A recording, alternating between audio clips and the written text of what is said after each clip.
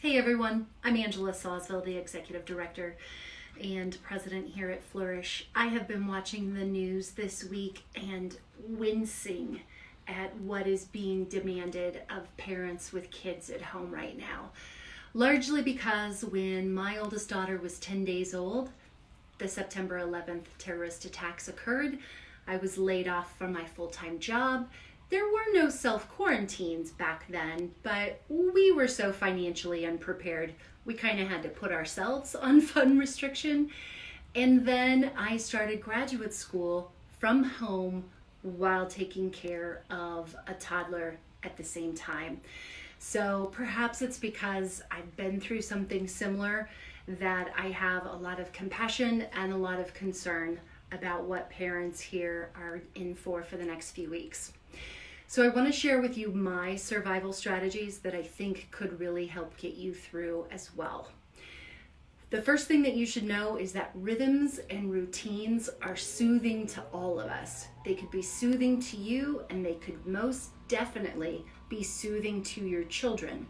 So chances are your family's schedule has overnight changed radically from what it looked like 2 weeks ago. But I would encourage you to develop a new home from school schedule and be pretty consistent with it from one day to the next. Routines soothe our little nervous systems and they give us a little predictability back in our lives. The second thing that always worked for me when I was at home with my little ones is if I would give them some real high quality connection and engagement first thing in the morning, like taking them to the park to play or getting down on the floor and playing a little kid game with them, then that seemed to really fill up their little cup of connection needs, and it made it easier for me to park them near me while I did something else. Strategy number 3, I would schedule screen time after school time whenever possible. As we've all experienced firsthand, kids are often grumpy little monsters when you ask them to get off screen time.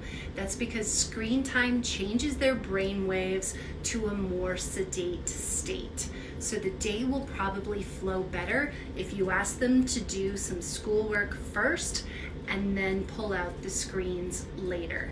And by the way, your family therapist just called and she said no parent in America is allowed to give themselves a guilt trip over relying heavily on screen time in the coming month.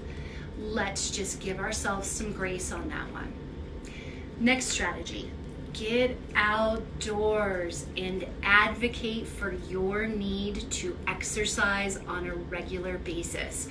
I did a crappy job at this one when my kids were tiny and my family was young.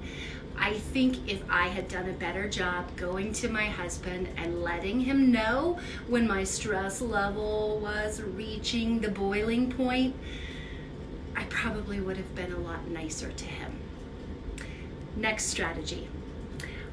Please go ahead and stay tuned to this Facebook page. Share this on your social media if it's been helpful.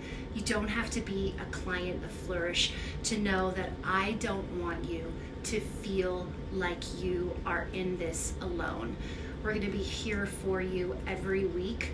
And to all of our clients out there, your access to your therapist is an essential service that helps you keep your stress level at a more manageable range, and it helps insulate the relationships that matter most to you during these highly unpredictable and anxiety-provoking times. So please know that my team and I are not going anywhere. We're going to be here to get you through this. Effective this week, all of our services are going online so we can flatten the curve and protect everybody's health and well-being, and we're going to get through this together. Take care.